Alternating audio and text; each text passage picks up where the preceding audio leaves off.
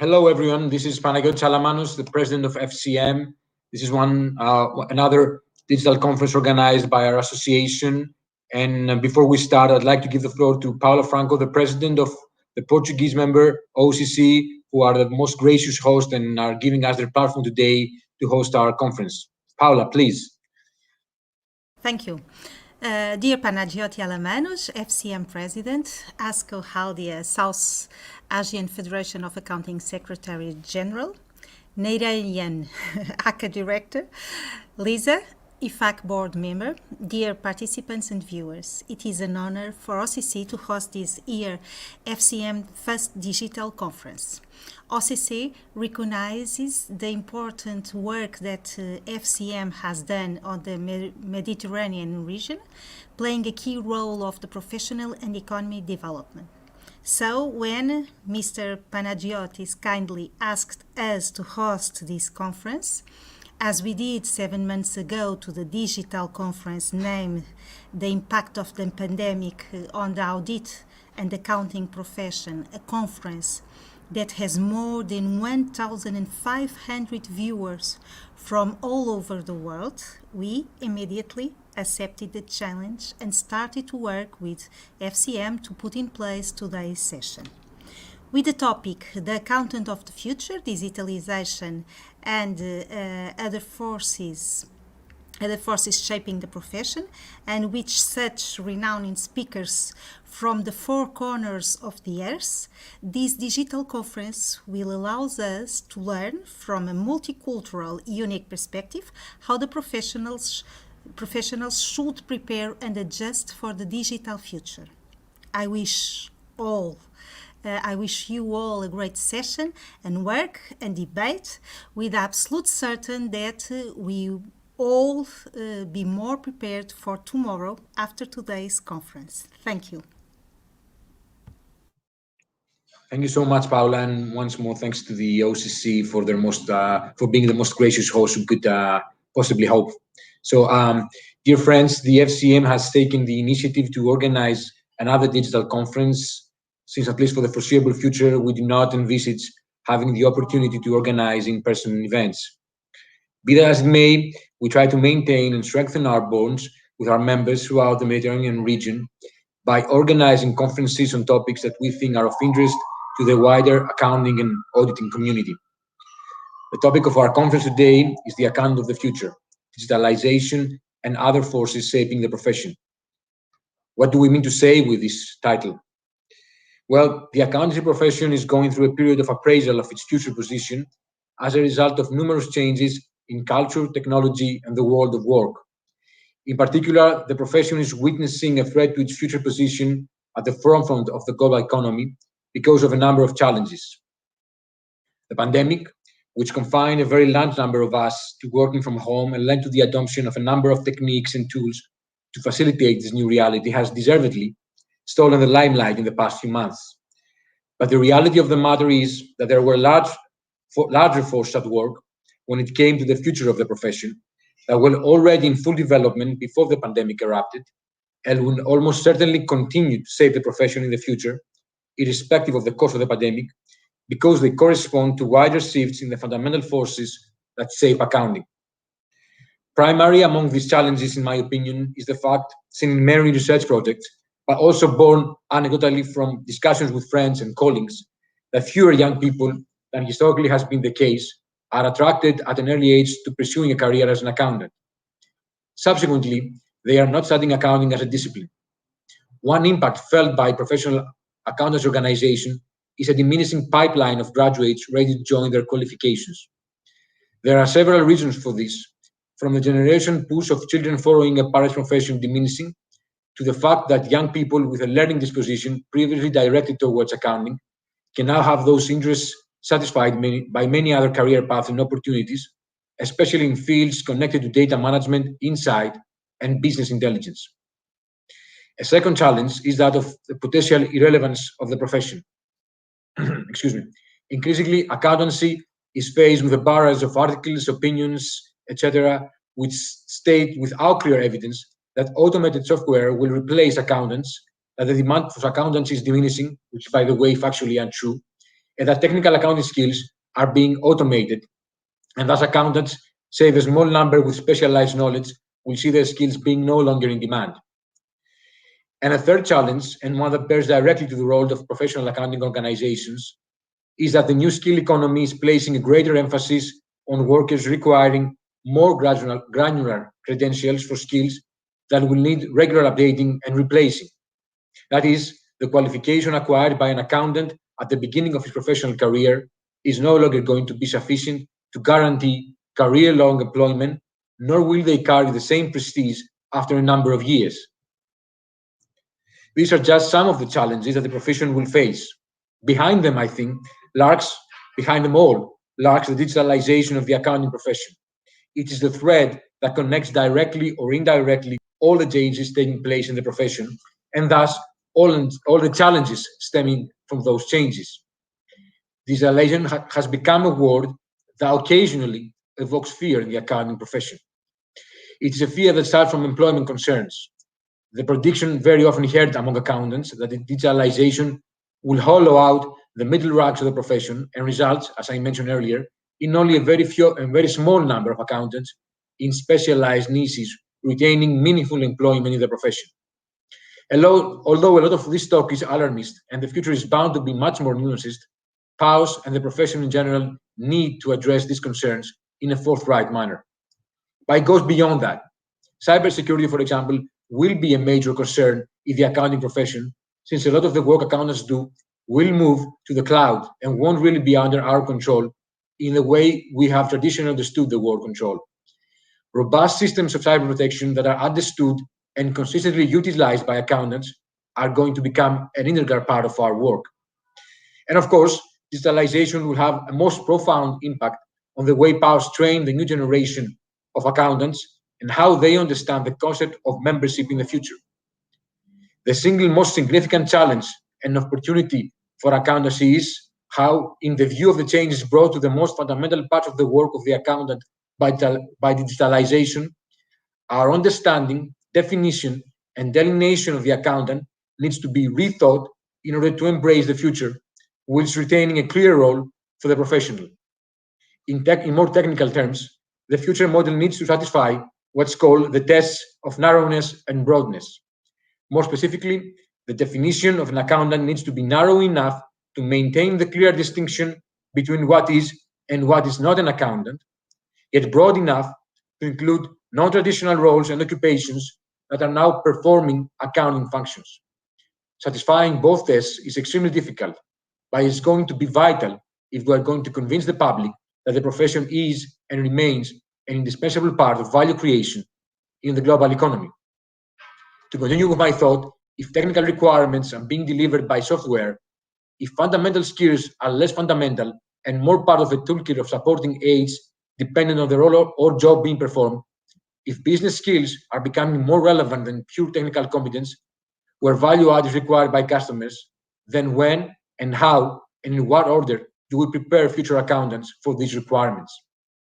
I won't suggest for a moment that there are easy answers to this question or clear straight paths to the future, but it's important that we take stock of the challenges that lay ahead and we keep the discussion alive to make the profession more aware of all the complexities and the uncertainty that we will need to deal with. I think I have spoken enough, and it's time to give the floor to our three distinguished guests.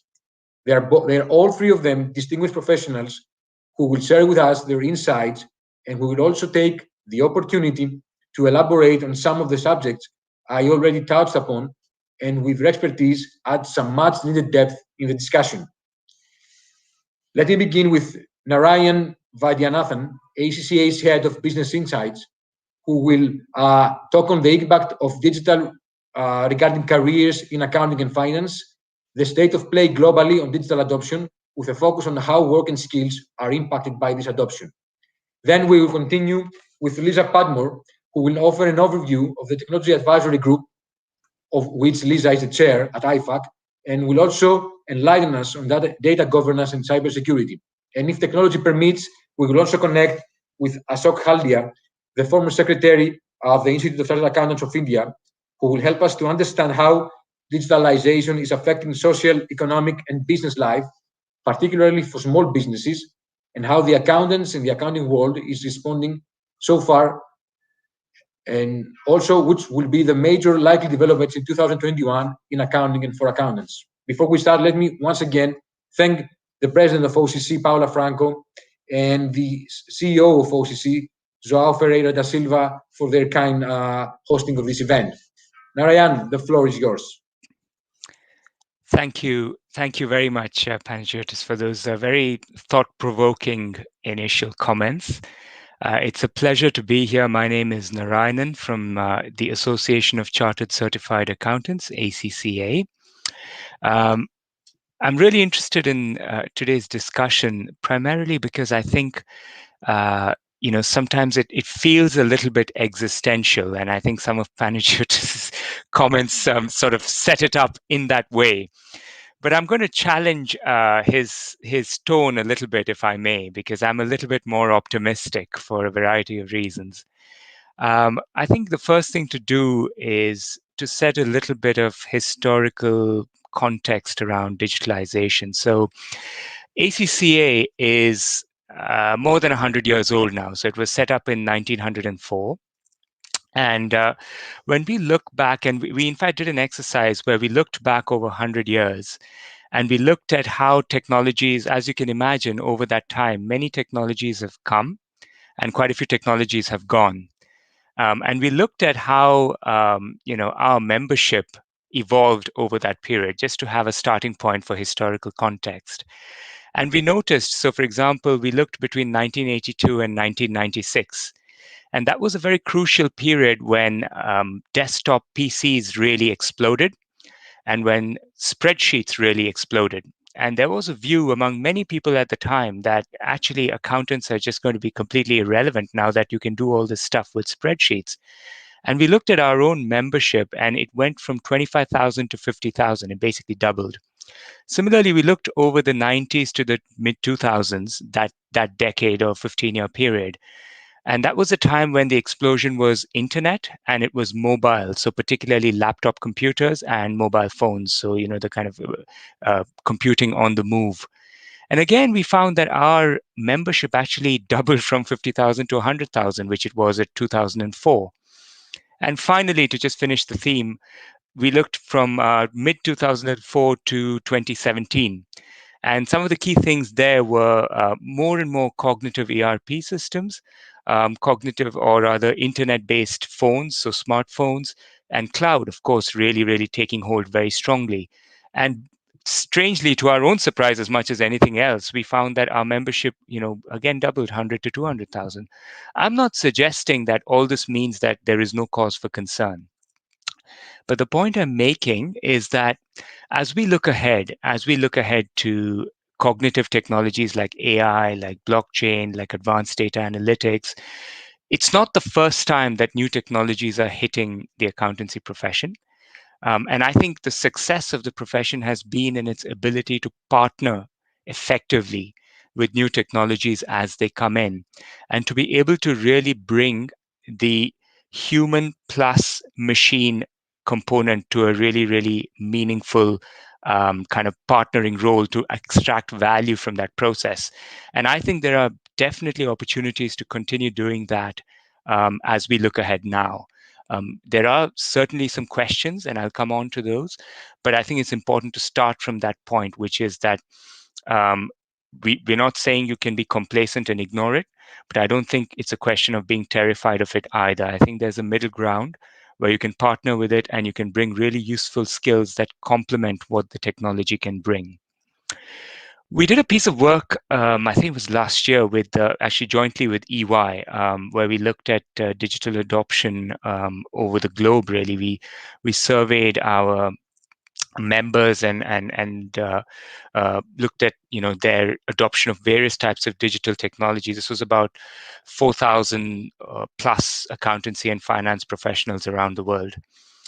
And we looked at a range of technologies, so things like cloud, data analytics and big data, AI, RPA, so the more rules-based stuff, blockchain, some fintech technologies, immersive technologies, so things like AR, VR, augmented reality, and so forth. And what we found is that when we took an average across all of the technologies, on average, the current adoption came at about 25%. So it's about a quarter. So obviously, some organizations, the adoption will be more, some technologies, the adoption will be more, some countries, the adoption will be more, fine. But all in all, that's what we're talking about. And we also said, what do you think your adoption is going to be by the end of this decade? And again, we took an average across all the technologies, and that was almost close to 85%. Now, that's a big jump from 25% to 85%. And people are, let's be honest, people are very optimistic about the future, and a decade is a long time. So even if you discount for that, I think the main story here is that digitalization is happening and it's expected to happen. And technologies that are in the lab, if you like, the experimental stage, will slowly become more and more mainstream. So I think it's important, first of all, to embrace and engage with that fact rather than having a pushback on it, is my view. So now, against that backdrop that digitalization is absolutely, an empirical fact based by what we're seeing, the question then is, what does it mean in terms of how accountancy and finance professionals engage with it? Now, in terms of work, we saw some very some misconceptions. So one misconception was that you have to become a tech guy, right? So you have to really get into coding. You have to know how to do all the tech stuff. And we're seeing within our own ACCA membership, some members coming through, and a larger proportion of members coming through who fit that profile. So they can do the accounting, but they also have, understanding, at least a basic understanding of, some languages like Python, which are what you'd call fourth generation coding languages, which basically means that these are very natural language based coding. So it's not complicated. It feels like normal English language sentences. Now, the reason I'm mentioning that is because first of all, when people think coding, often they think of like a black screen with lines of code coming all down the screen. That's not the reality of how it looks in the way it's used in most organizations. What we're talking about is very intuitive stuff. We're talking about drag and drop tools. We're talking about stuff where accountancy and finance professionals use their understanding of what the client needs, use their understanding of what is useful to report or what is useful to understand, and use that to create customized outputs and extract information and insight in a very flexible way. It doesn't mean that they're sitting in front of a black screen with lines of code and needing to learn all that stuff from scratch. In fact, there is an increasingly popular term in the industry known as the citizen developer, which is basically saying that there are these things called low code and no code platforms. So the idea is that you can code without knowing any coding. So basically the idea is that you engage with it and you need to understand conceptually what a programmatic way of thinking is, but you're not there to be the guy who's doing the IT stuff. You're there to be the guy who can interpret and who can understand.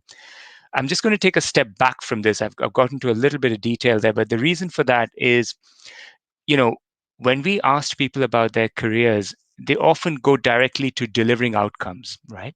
So how do I deliver outcomes using technology? And the two bits before that, which they don't often think about enough, is what is my purpose? So what do I want to achieve? And then what is my strategic fit within the organization I'm in? And then after that, you can talk about delivering outcomes.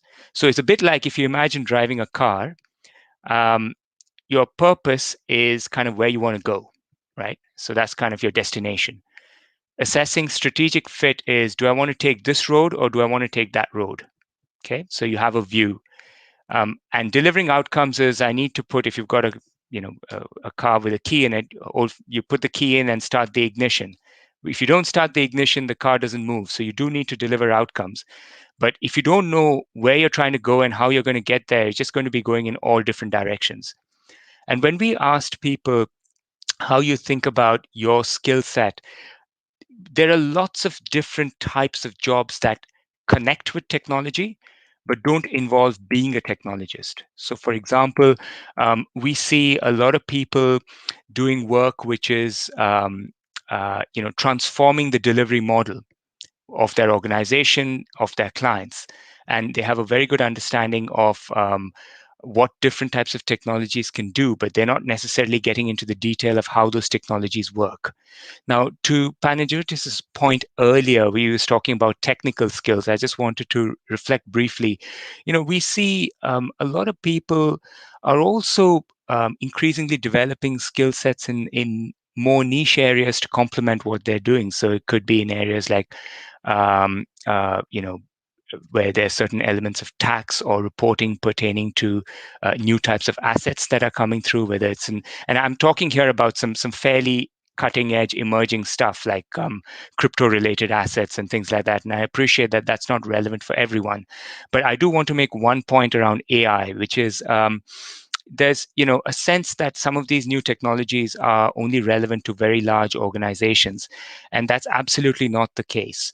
I think in many of these technologies, particularly where there was a reference earlier to cloud, and particularly where you've got cloud-based access, which is a license fee model, you're not actually paying upfront anyway for acquiring a lot of these technologies. And in many ways, access to computing power through the cloud means that you have access to some very advanced analytics using cloud-based technologies, which doesn't require you to be actually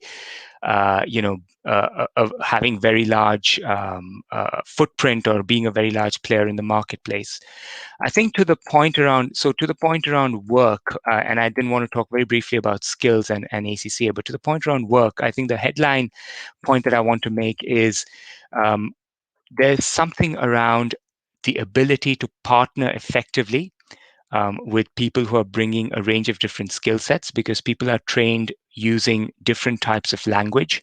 Someone who's coming from an accountancy training is trained in a certain kind of way. Someone who's coming from a technology training or from a traditional cybersecurity training is trained in a certain sort of way. And being able to understand each other's language is, I think, one of the areas where there is a tremendous amount of activity, I think, at the moment. I think the other thing also is, in terms of the ability to relate the skill set to areas which are spanning across both the business insight piece, across the operational piece, and across transferring process knowledge into using technology and melding that with very good process knowledge and very good knowledge of the intricacies of how certain things work is something where we also see a lot of people building a lot of value for themselves when they think about how they position themselves in the marketplace. So I think underneath all this is a learning mindset. I think one of the things that we see very clearly is people who approach this from a learning mindset and who are taking the view that there is a continuous journey. So I think the other thing that Panagiotis, you mentioned was, what is the meaning of membership? And if I pass an exam now, am I going to be relevant later on?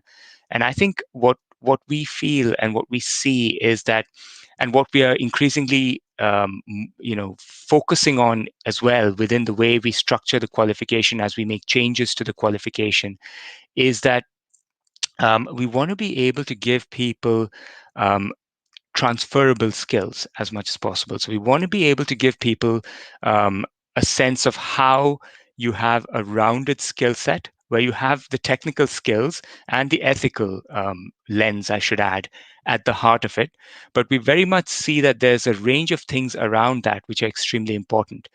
Digital is one of those things, but things like emotional intelligence, things like vision, things like problem-solving skills, because no matter what the context is, you're almost guaranteed to be in a situation where you have either a shortage of resources or a shortage of time or a difficult question to solve. And inevitably, problem-solving skills are the sort of thing which are extremely important. So I think when we think about digital skills, we see it as one amongst a range of these other things. And it only works and you add value, coming back to my initial point where I was talking about partnering between human and technology. We see that the value really gets added when people are able to mix the two things properly. You can talk about AI, you can talk about really, advanced technology, but the reality is this: professional accountants are employed to have an opinion and to be liable for that opinion. You can't put an algorithm in jail, right? You can't punish an algorithm. So at the end of the day, people are going to need someone to actually be accountable for stuff. And that's not going to go away. If you look at current legal systems and the way English common law and most other legal systems around the world work, ultimately you need human accountability as well. And so the idea is to be able to use technology in a way that really leverages what the technology is good at, but then being able to understand that there are many elements of judgment and many elements of taking a view, which it's not geared up to do. If you look at COVID-19, I mean, machine learning is all about learning from historical data sets. Well, COVID-19 is a complete reverse. It's a pivot of the mother of all pivots. So if you're going to have a machine learning algorithm which is trying to learn and it's faced with COVID-19, it's not going to understand how to deal with that because it does not map with what has happened before. So it's really important not to go to the two extremes again. One extreme is, blind trust.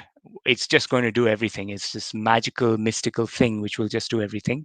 And the other extreme is blind fear, that, oh my God, it's just, I can't go anywhere near it. And actually, there is a massive space in the middle which is there to be occupied and where there's a lot of value to be had.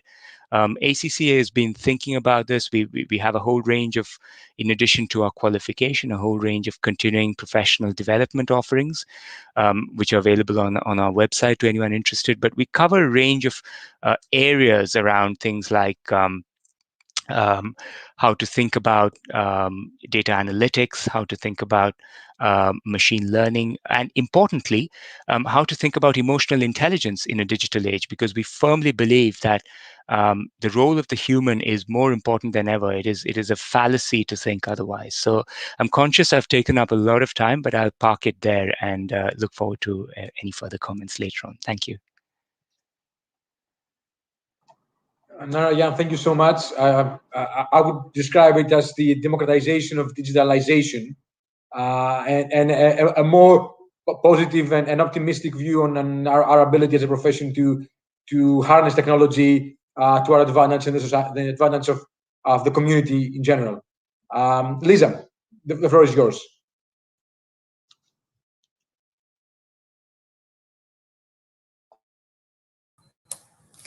Thank you. I'd say good morning, good afternoon to everyone. Thank you for the invitation and the opportunity to be part of this conversation. For those of you who don't know, I live in Barbados, and Barbados is a small island in the Caribbean. And then if you don't know about Barbados, then you probably do know about Rihanna, or you know about our great Prime Minister, the Honorable Mia Amor-Motley. And the fact that I could actually join those of you who are across the globe today in this virtual webinar is because of technology. And I think that technology has not just changed, how we do events, but just generally how we approach life.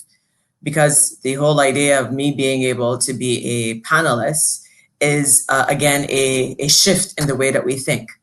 And we don't have these geographical impediments to life anymore. And so conversations can be truly global.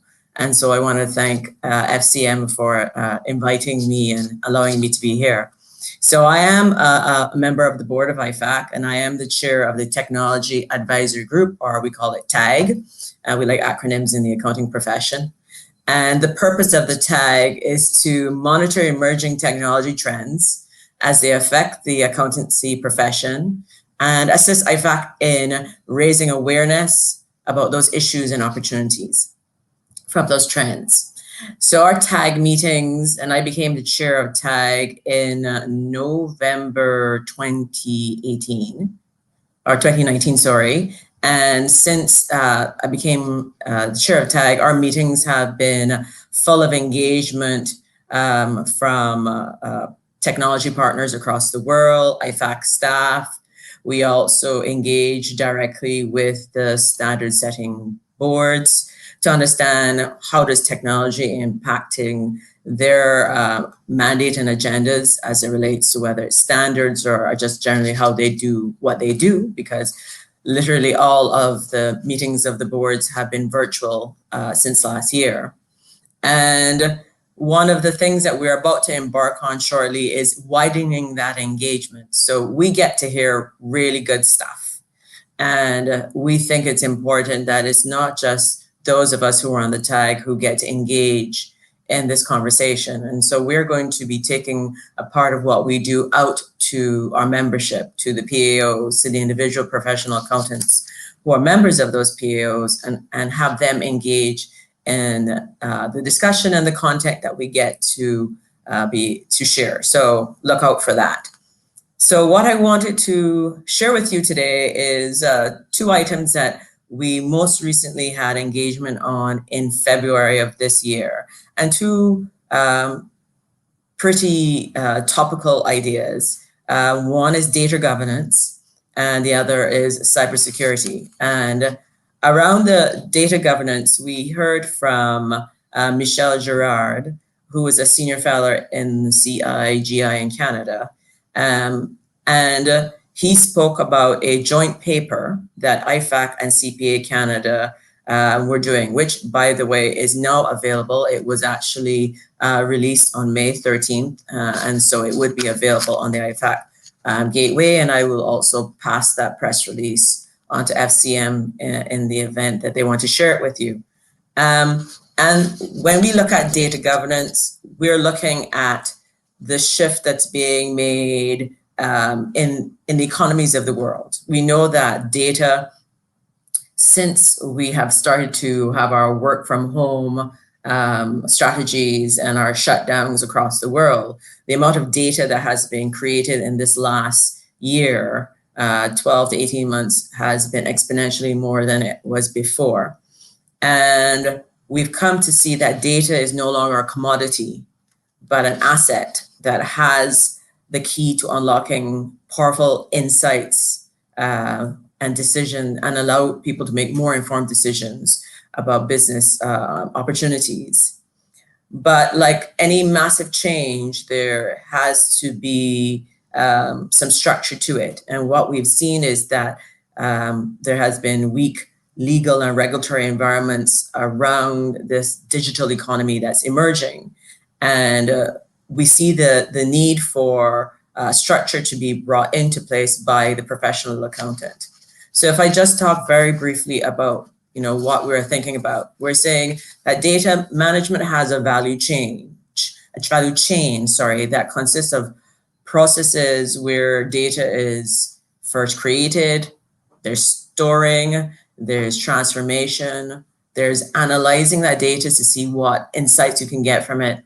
And then, of course, there's the communication element around what those insights are all about. And we feel that the training that a professional accountant has, as well as the experience from working in different sectors and economies, whether it's auditors or professional accountants in business, they are well placed to bring that value out from the data that companies have. And so therefore, the paper speaks more in detail about what it is that the profession can do around data. And some of the issues that we see that are important that need to be tackled is who actually owns data. If I go into a store and you ask me for my email address, you ask me for my telephone number, who at the end of the day has the right to that data? Have I absolved you of any rights, any faults in terms of what happens with my information thereafter? Or is it a case that I still have a right to that data? When data goes, should it be tagged? It's crossing various jurisdictions. At what point, who's responsible for that data from a perspective of compliance? We have a lot of countries around the world. Europe was the first to start with their GDPR around compliance. Even in my own little island, we just recently brought up data protection legislation. And that in itself is a huge transformation in organizations, which in some cases also now create roles around compliance that weren't there before. And we feel that that is something that the professional accountant not necessarily has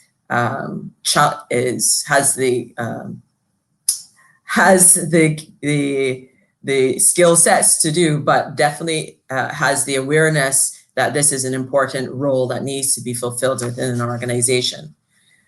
And then we talked about insights, but remember that insights come from you using data safely, you not adding your biases onto data, looking at ethics, which we as a professional accountants have as part of our foundation, and making sure that we are not necessarily using data for our own purposes, but letting the data speak for itself. And so those are a couple of the issues, but there are many more that need to be considered as it relates to data.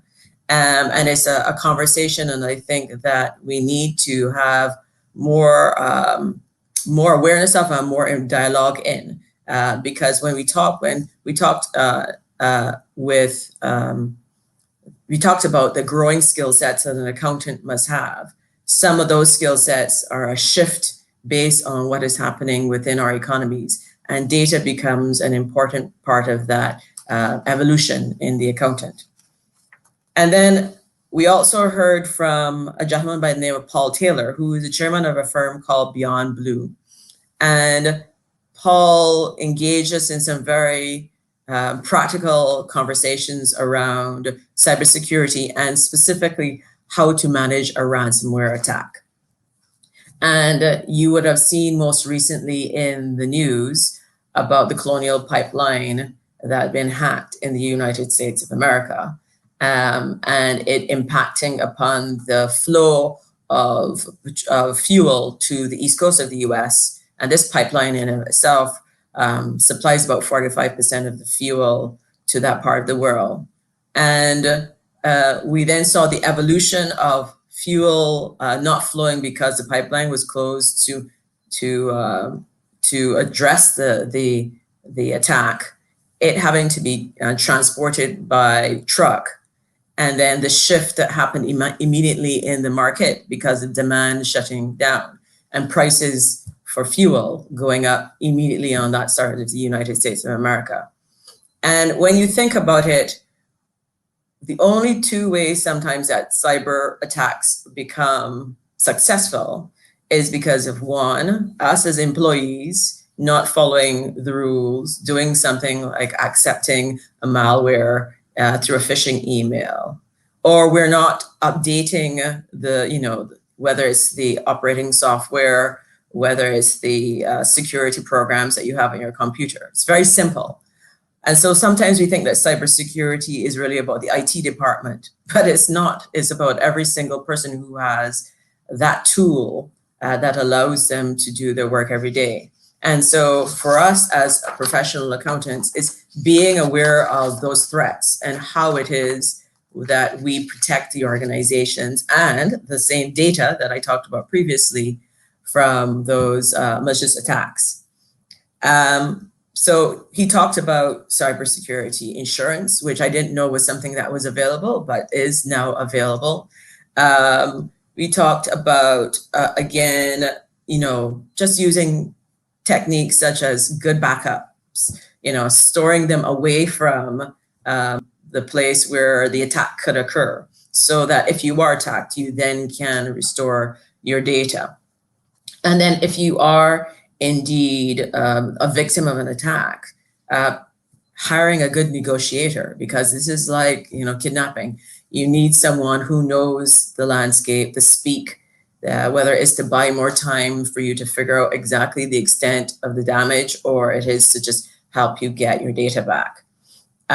But specifically in the context of, small and medium-sized practices and small and medium-sized enterprises, we appreciate that sometimes this sounds like a daunting thing, and that there are, that the tools that you would have to protect yourself could be onerous in terms of costs, but there are ways that you could address the situation. And in fact, I'm going to make reference to a document that the IFAC SMP advisory group brought out around practice transformation.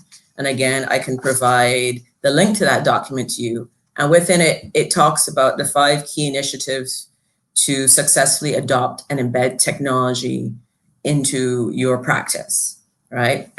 It talks about conducting an environmental scan, aligning yourself with a long-term strategy and formulating a realistic implementation plan, adopting the cloud, and we talked about the cloud previously. Maybe finding someone who's more versed in technology, who is keeping themselves up to date. Let them be your champion. Let them help in making sure that you're keeping what you do up to date. And make sure your clients are involved in those technology decisions that you make, because at the end of the day, you need to interface with them. You need to get data from them, whether it is you're doing audits or reviews, and you want to be able to get them comfortable that you're keeping their information safe. So I'll pause there. And again, we'll engage in conversation later in the session if there are any questions. Thank you. Lisa, thank you so much. I mean that was a very welcome way to describe what is going on right now. Your position in IFAC's board gives you an unparalleled view of what's going on, and being in the technology group means that you could update us on how the accounting profession is seeing things right now around the world. I'm afraid we haven't been able to connect with Ashok, so I'll move forward with a few questions we had from our audience so far. So I have a question from our board member, Giorgio Di Giorgio from Italy, who is asking whether it's the profession that's shaping digitalization, and rather than the other way around, that it is us accountants who are shaping the way. I suppose it's the old question between technological determinism and the social forces that shape the evolution of technology. So what's your take, Narayanan and Lisa, on this question? Narayanan, please go first. Thank you. It's a fascinating question, I have to say. It's a really almost a philosophical question at some level. My my view is that the profession has, the way I would first of all think about it is that actually there is a need for the profession to be absolutely part of this discussion, that because there is a gap otherwise in the way that technology is thought about. Anecdotally, in many things we do, particularly, for example, if I was to say from the professional accountant and business point of view, some of the conversations we have and the feedback we get when we think about, say, the board level with the CEO, there's an expectation that the CEO would expect that the chief data officer or the chief technology officer is going to be very bullish about what the technology can do and how it's going to do it, and that's what they're kind of there to do. And what we find is what they're often seeking is a counterbalance to that as well, in terms of a CFO view, which says, what is the bigger picture of how you want to use this technology? What do you want to do with it? What are some of the key considerations if you use it? And what are some of the risks and returns? And how do you think about it from a return on investment point of view? So I think when we talk about technology, first of all, and I'm coming down a little bit into the ground level, but I think it's important to say that the profession absolutely needs to be part of the discussion, because otherwise there's a gap there which no one else is in a position to fill, actually. To the point about the determinism, technological determinism, and does technology shape society or society shape technology? I think that's a classic chicken and egg, I have a feeling. But my view would be that the march of technology is inevitable. So I think it's really important to embrace it, because coming back to AI, the basic mathematics and the basic technology that underpins AI has been there for about 35 to 40 years. It's not new. But the fact that we now have this computing power and the fact that we now have these massive data sets. So the reality is that, the conceptual idea of this technology has been there for the best part of 40, 50 years. And I'm pretty sure that the conceptual idea of what we might see in 40, 50 years, of what you and I or our descendants might be talking about in 40, 50 years, probably already exists right now somewhere. So the technology is always going to be evolving alongside the society, and to my view, I think and this is probably why in our qualification we talk about everything together: the emotional intelligence, the digital quotient, because we find it very difficult to say that one is the boss or the other is the boss. I think it's a bit like trying to clap hands. You need both of them, otherwise you don't get anywhere. Lisa. Yeah, actually, I like that. I like that analogy. I agree with you that and it depends on who you speak to. So if you talk to an auditor, and an auditor will say that younger persons who want to enter the profession don't want to do the audit that I did 30 years ago when I first joined. And so technology and digital audits are a way of making the task of an auditor or the entering this part of the profession to be more attractive. But that being said, what happened in the last 12 to 18 months in terms of the audit process, in terms of our engagement with our clients, I think that also evolved through technology. Because there might have been how we thought we would have engaged and how we actually engaged was different. And so you saw a bit of a shift even in some of the tasks that we performed, and even some consideration from a standard setter perspective around what will happen going forward because of technology. So I don't think it's the chicken before the egg and cart before the horse. All of those analogies probably do have a place here, but I agree. I like the analogy. We can't clap without both hands. So I think we just we are moving forward. One of the things that is definitely there is that we're moving forward as a profession and not looking back. And digitization, data, AI, blockchain, all of those are things that will evolve the business landscape and how we serve our clients, or we work in the organizations that we are employing.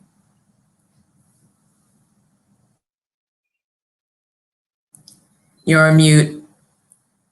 I think we have managed to establish a connection with Ashok. Ashok, can you hear us? Yes, I'm very much. I can hear you. Thank you. Thank you so much. Thank you so much for being with us. And Ashok will speak to us about how digitalization is affecting social, economic, and business life, particularly for smaller businesses, and major developments in 2021 in accounting and for accounting. So, Ashok, you have the floor. Yes, thank you very much. Good afternoon and good evening, ladies and gentlemen. At the outset, I'm extremely sorry because of the poor connectivity, but still the technology has made me to be with you and to be before you. The topic that we have today, the digitization and the emerging issues. I have been with the profession of accountancy, including as a technical advisor on the board of IFAC, regional bodies, and at the professional accounting body in India for more than last 20 years.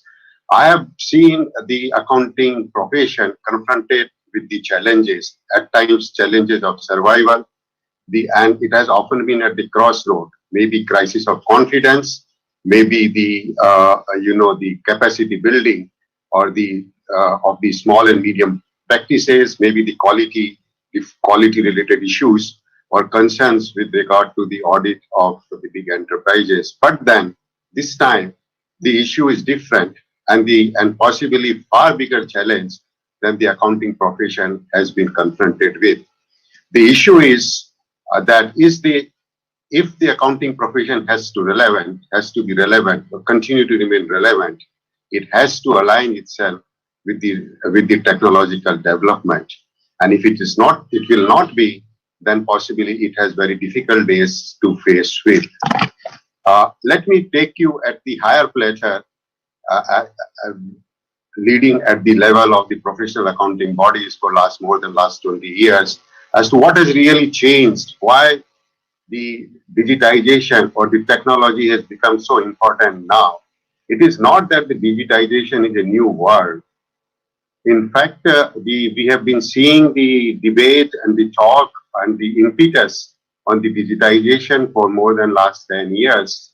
In India, from 2015 to 2019, the digitization has grown at the rate of, at the CAGR of more than 50%. And the Institute of Chartered Accountants of India, way back in 2017, set up a committee on the digital accounting and the assurance, trying to identify the issues and challenges before the profession, both those in the practice as well as in the industry, particularly the small and medium practices, and how to bridge the emerging gap in order to be able to qualitatively and efficiently serve the stakeholders. 10 years ago, the developments towards digitization were still there, but the pace was slow, and particularly the account and finance functions lagged behind. The focus of the industry was more on the core areas of the operations, the front areas of operations, and the back office functions like the finance and accounts were not keeping pace with the technological advancement. What has taken place after March 20 is the sudden shift on the technology, sudden shift on the digitization. And if that focus and that shift was necessary for the industry and for the profession in order to be compatible with the developments in the industry, in order to ensure the survival and continuity of its operations. So the businesses and the industry transformed during the period March 20 and till now. They were in the process of transformation to survive and continue the business. But now the digitization and technology has swept the entire corporate world, and it has taken over the technology, everything around the corporates and the accounting practices by storm. And that is what has changed now. And therefore, the accounting and finance function cannot remain way behind. So therefore, the challenge before the accounting and finance persons, the regulators, the professional accounting bodies, and the organization like IFAC is far more important than how to bridge that gap, the gap that already existed, where the technology of the industry was, and where the technology adoption or adaptation by the profession was. And as the industry moves towards the technology advancement, digitization, what really happens to the profession, how to align with. The problem is far more deeper and far more extensive when it comes to the small and medium-sized practices. Therefore, there has to be a collaborative effort at all levels, how to strengthen, what kind of platform can be created, what kind of training and the inputs can be provided. Mr. Vaidyanathan talked about the revamping of the curriculum, that's one thing. But then, apart from the curriculum, the hands-on experience, the practical experience that the generation new should take. The generation new, what we call it Generation Z, is still technology savvy. It's not difficult to convert them to the digitization imperative. But what happened to millennium population? What happens to the older populations? How they are required to be, conformed to the imperatives of the digitization. That's a very important aspect.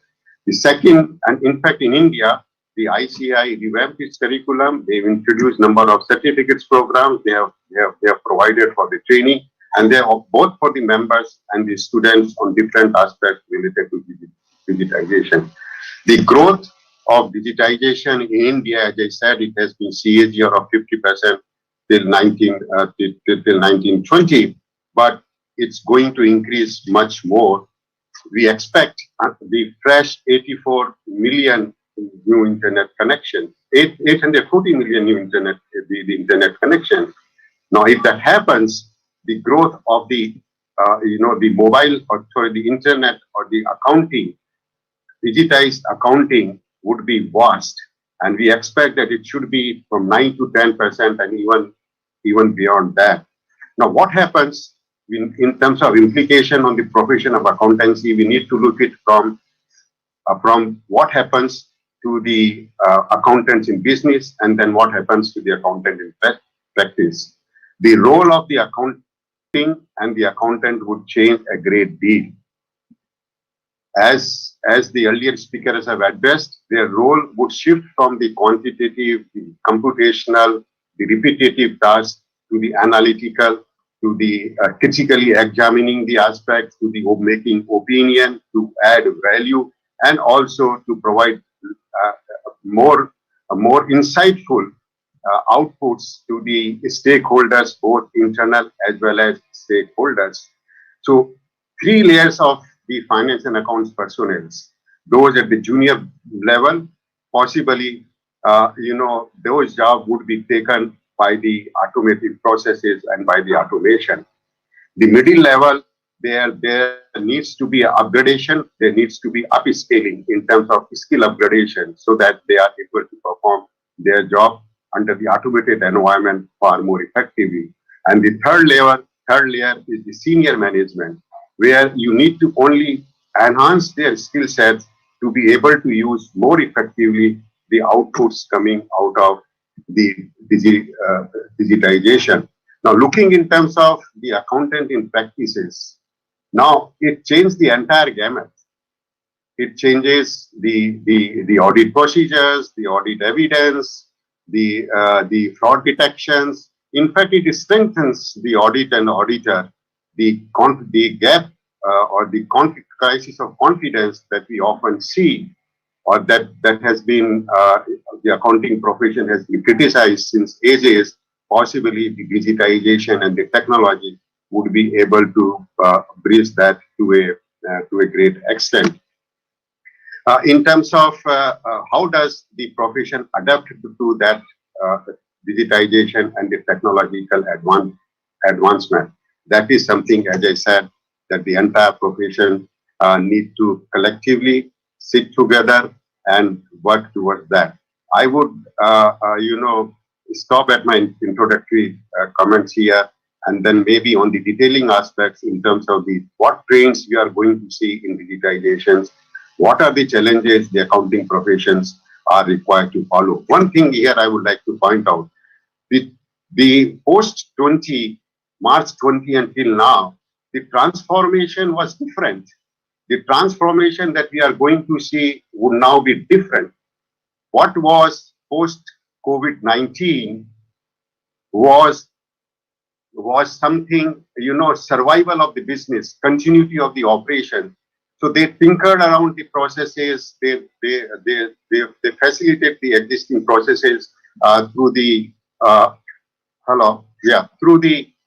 automation. What we are going to see is using the technology all around the ecosystem, all around the industry, in the entire operations.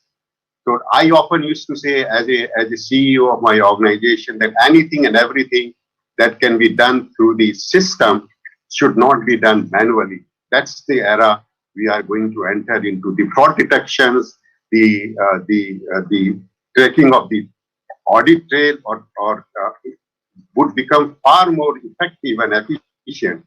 The expectation of stakeholders would increase. Why yearly reporting? I have been criticizing yearly reporting, the quarterly reporting, from a stakeholder's perspective. Why yearly reporting? Why quarterly reporting? Why it cannot be online accounting and reporting? I would say even why not it cannot be digitally every day, if not the entire set of accounts, at least some of the critical information which might be audited, which come with the audit certificate, which may come with some kind of limited review. That's what the scenario we are going to be. The stakeholders, the audit committee expectations would increase, and they would be able to get a quality input on the governance. The information asymmetry between what the management have and what the outside stakeholder has would reduce to a minimum. So I would believe the digitization would transform the accounting world and for the better. Thank you very much. Maybe later on, if some questions are asked, I will be happy to respond. Thank you very much, Ashok. You provided some very intriguing ideas about how the accounting profession, especially in its reporting part, can evolve in the future and can assist in ways that would not be possible today. I have a few questions from some of our participants, from some of our members. One which I felt compelled to share with you is, what is your take on accountants and the fees they will be able to charge in the future in connection to digitalization? I don't know if you have a view on this, Narayan, Lisa, or Ashok. Lisa, would you like to take first, or? Ashok, I would believe the digitizations would increase the value of accountants, and once it increased the value of accountants, they would be able to have a handsome, fees far more remunerating. Their tasks would be far more remunerating what they are today.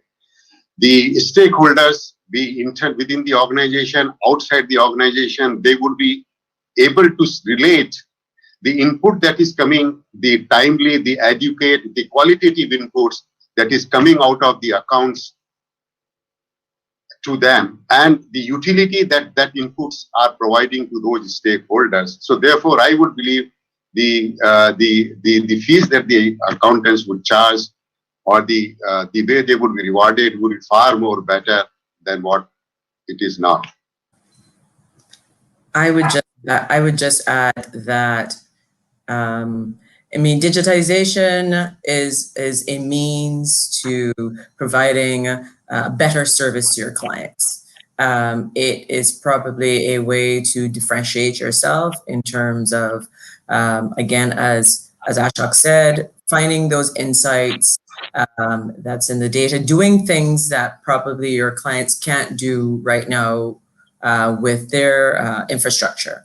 And so maybe that's where the value will come from. But it's not an automatic, it's not something automatic. Just using digitization gets you more fees. Like any good client, they're going to ask you, so why do I have to pay for this? What more are you doing for me? And so it's really about leveraging technology to make you a better service provider. And if that means in terms of the quality of the insights, if it means in terms of the speed of how you perform your service, those are the way you can get more fees, but not necessarily just because you use digitization.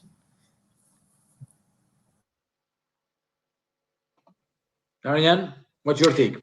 Yeah, I think I absolutely agree with both of the earlier speakers. I think very valid points there, and I think overall, my view on fees is that there's a long-term directional trend about moving from inputs-based fees to outcomes-based fees. So it's not how long you spend doing something, but what value you create for your end customer. And I think that I think sits alongside all these things, and I think it will ultimately be a key determinant. So, for example, if you want to do data analytics, that's fine. But just because you do a little bit of descriptive data analytics about some trends, if it doesn't really, if the client feels that actually that's great, but I'm not quite sure why I need to know this, then you're probably not going to be paid extra for it. But if you're able to, the good examples we see are where, for example, in an audit context, right at the beginning of the engagement, there is a much more macro conversation about, how you, the data map, and how you have the various elements of the data and how they link into the process that follows, rather than something that feels which has been added on at the end because there's an expectation that we also need to have a bit of data analysis alongside it to fit the prevailing trend, as it were. So I think clients, as was said earlier, can tell the difference. Okay, a rather optimistic take, and I'll keep that as a professional.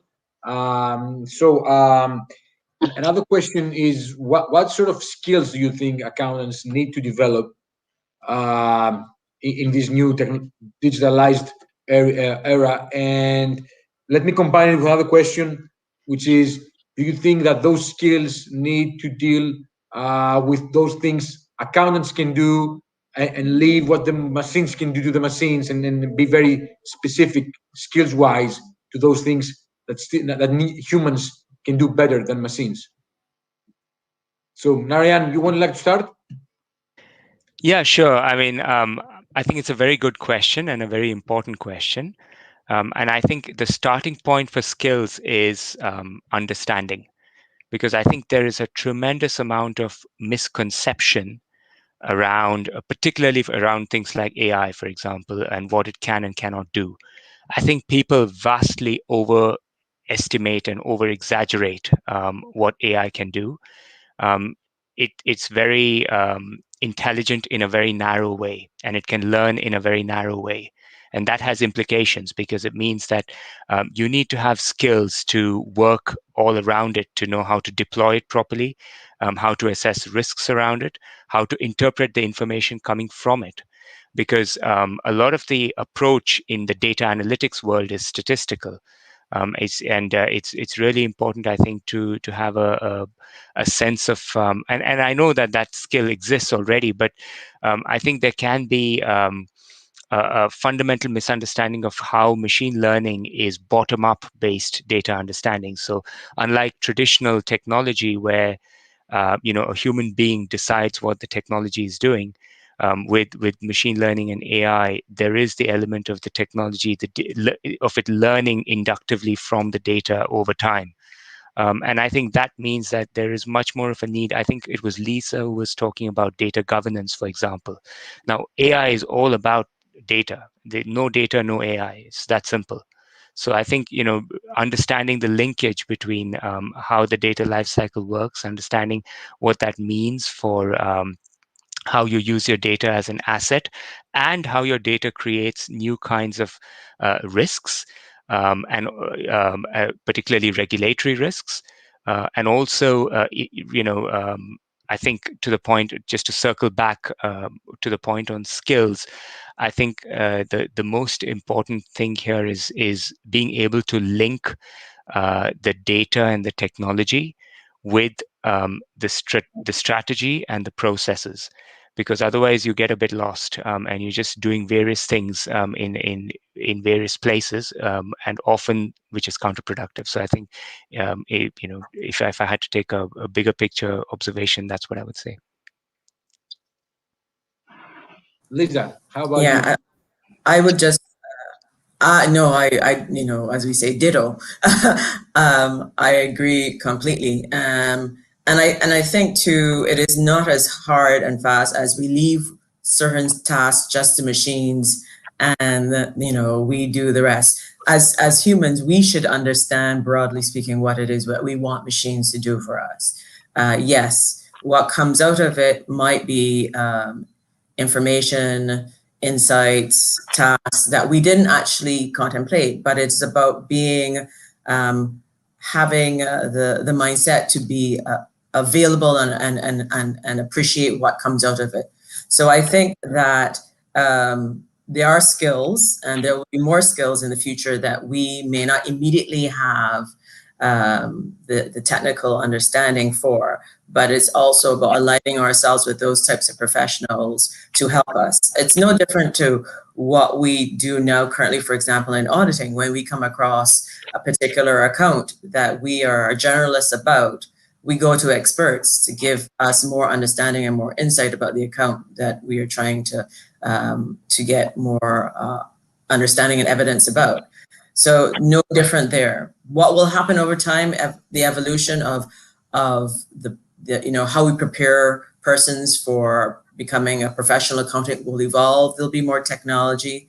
I remember when I went to university a couple of decades ago, I actually chose a degree in accounting and management information systems.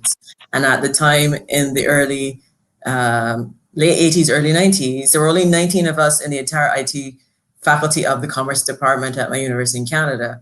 But it's evolved from then, and people have understood more the need to appreciate what happens within the computer. And so things will evolve, but as things are evolving, we also as accountants have to realize these are the parts of what we do that we don't have immediately all of the skill sets for, and we get those skill sets as from those who are more knowledgeable in those areas. Great. Ashok, would you care to Yes, yes. I believe it's a very important question. The digitization of finance and accounts is not only a function of tools and equipments, hardware and the software.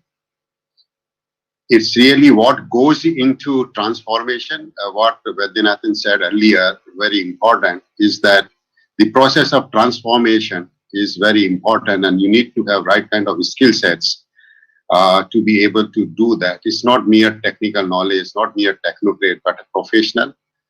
And who can bring or change management throughout the organization with all these stakeholders from board to the ground. This, in terms of knowledge set, you need to know what your industry is, what company you are in, but much more than the technology, which is in terms of AI, blockchain, the advanced analytics. You need to know what the technology is and what technology can do for you. And thirdly, more importantly, how best you can use it. And when it comes to the how best you can use it, it means you are upgraded. You go to a higher level of thinking and doing action, problem solving, the commercial acumen, the strategic insight, and then your ability to communicate. So possibly our curriculum of chartered accountancy or accountancy as we see today has to totally change. It's not only the knowledge that you get, but what is important is your mindset, your attitude, and that mindset and attitude is very important for digitization to be successful as far as the finance and accounts are concerned. Thank you. I think we're running out of time. I think we've managed to present a good picture, a complete picture of how digitalization is affecting the profession and where we will see ourselves in the future. There's this old saying, I think people in IT use, which says that we tend to overestimate the short term, but underestimate the long term. So there's a good chance that a lot of the things we said are going to be surpassed, especially in the next few years, by the reality. But obviously, the role of the accountant is bound to remain central in the global economy and the value creation in the global economy.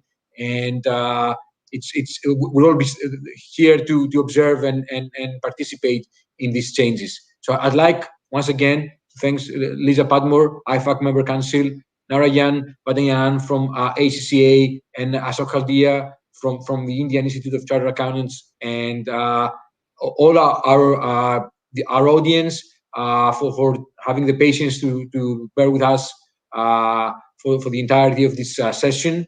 And also once more to our gracious host, the Portuguese Institute OCC. Thank you so much, everyone, and we'll see you in our next conference. Thank you so much.